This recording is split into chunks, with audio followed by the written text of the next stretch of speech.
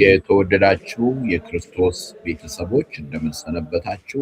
ይህ መጽሐፍ ቅዱሳችንን እናንብብ በሚል ርዕስ በየዕለቱ የእግዚአብሔርን ቃል የምናነብበት ፕሮግራማችን ነው።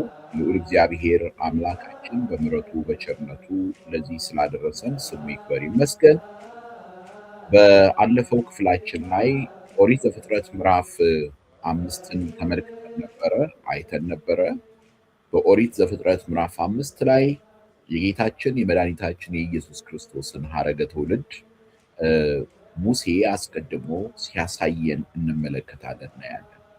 የአዳም ልጆች ከሆኑት መካከል ሴትን ሲመርጥ እናያለን። በኋላ ላይም የሚደመድመው ዓለምን ያሳርፋል የተባለው ኖህ ላይ ነው ያዕቆብ። ዛሬ ከዚያ እንጀምራለን። ከምዕራፍ 6 ጀምሮ እስከ ምዕራፍ 11 ድረስ እንደምንመለከተው አብዛኛው የምናየው ስለ ኖህና የኖህ ልጆች እንዴት በዓለም ላይ እንደተስፋፉ ነው የምንመለከተው። በዚህ ሁሉ ረድኤተ እግዚአብሔር ከሰው ልጆች እንዳልተለየ እንመለከታለን፣ እናያለን። በስመ አብ ወወልድ ወመንፈስ ቅዱስ አሃዱ አምላክ አሜን። ኦሪት ዘፍጥረት ምዕራፍ 6። እንዲህም ሆነ ሰዎች በምድር ላይ መብዛት በጀመሩ ጊዜ ሴቶች ልጆች ተወለዱላቸው። የእግዚአብሔር ልጆችም የሰውን ሴቶች ልጆች መልካሞች እንደሆኑ አዩ። ከመረጧቸውም ሁሉ ሚስቶችን ለራሳቸው ወሰዱ። እግዚአብሔርም መንፈሴ በሰው ላይ ለዘላለም አይኖርም፣ እርሱ ሥጋ ነውና ዘመኖቹም 120 ዓመት ይሆናሉ አለ። በእነዚያ ወራት ኔፊሊም በምድር ላይ ነበሩ። ደግሞም ከዚያ በኋላ የእግዚአብሔር ልጆች የሰውን ሴቶች ልጆች ባገቡ ጊዜ ልጆችን ወለዱላቸው።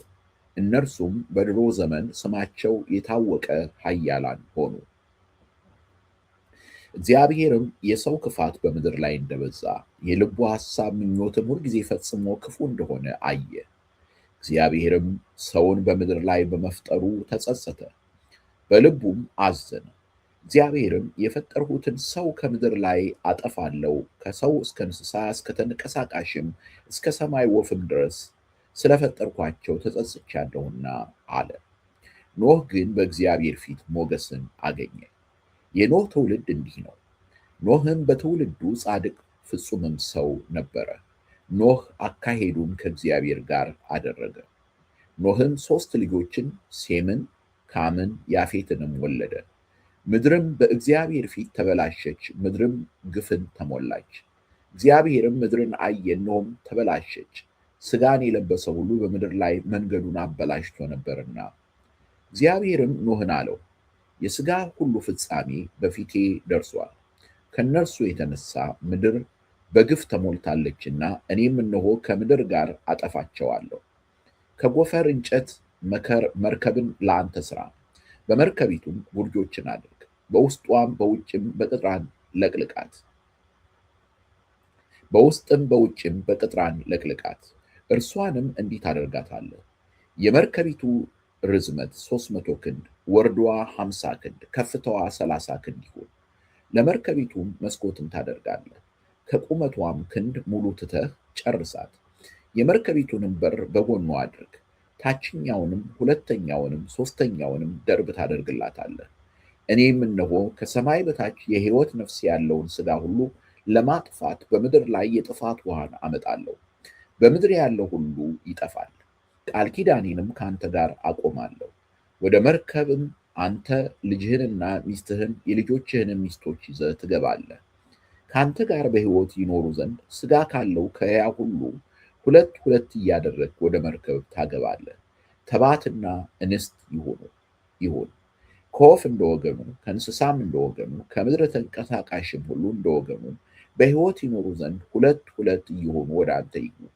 ከሚበላው መብል ሁሉ ለአንተ ውሰድ፣ ወደ አንተም ትሰበስባለህ። እርሱም ለአንተም ለእነርሱም መብል ይሆናል። ኖህም እንዲሁ አደረገ። እግዚአብሔር እንዳዘዘው ሁሉ እንዲሁ አደረገ። ዘያመልክ በፍጡር ርጉም ውእቱ። ፍጡርን የሚያመልክ ርጉም ነው። እግዚአብሔር አምላክ ስለ ቃሉ የተመሰገነ ይሁን። የመጨረሻው አረፍተ ነገር አይታችሁት ከሆነ ኖህም እንዲህ አደረገ፣ እግዚአብሔር እንዳዘዘው ሁሉ እንዲሁ አደረገ። ዕብራውያን መልእክት ላይ ኖህን የእምነት አባት አድርጎት ሐዋርያው ጽፏል።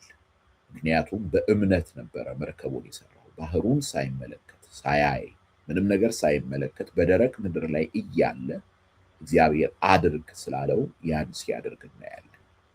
ስለዚህ ምዕራፍ 6 የሰው ክፋት እንዴት ምድርን እንደሞላና እግዚአብሔር እንዴት እንዳዘነ እንመለከታለን።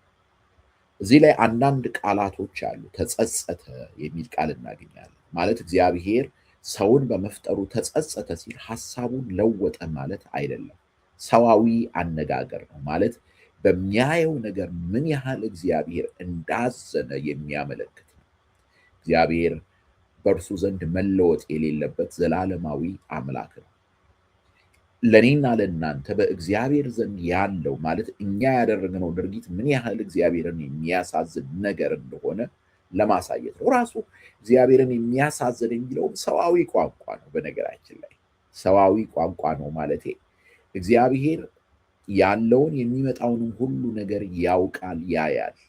የኛ መንገድ ግን የአመፃ መንገድ ነው። ስለዚህ የሚያሳዝነው ከኛ አንጻር በምንመለከትበት ጊዜ ነው። ግን እግዚአብሔር አሁንም አልተወንም። በኖህ በኩል ምሕረቱን ሲያደርግ እንመለከታለን፣ እናያለን። ቃል ኪዳኔን ምዕራፍ 6 ቁጥር 18 ላይ ቃል ኪዳኔንም ከአንተ ጋር አቆማለሁ ሲለው እንመለከታለን፣ እናያለን። ይሄ ሁሉ በክርስቶስ ወደሚገኘው ዘላለማዊ ሕይወትና ዘላለማዊ ምሕረት የሚያመለክት እንደሆነ ልናስተውል ይገባል። በዚህ ላይ እንግዲህ የሰው ልጅ የልቡ ነገር እንዴት እንደሆነም እንድታዩት ነው።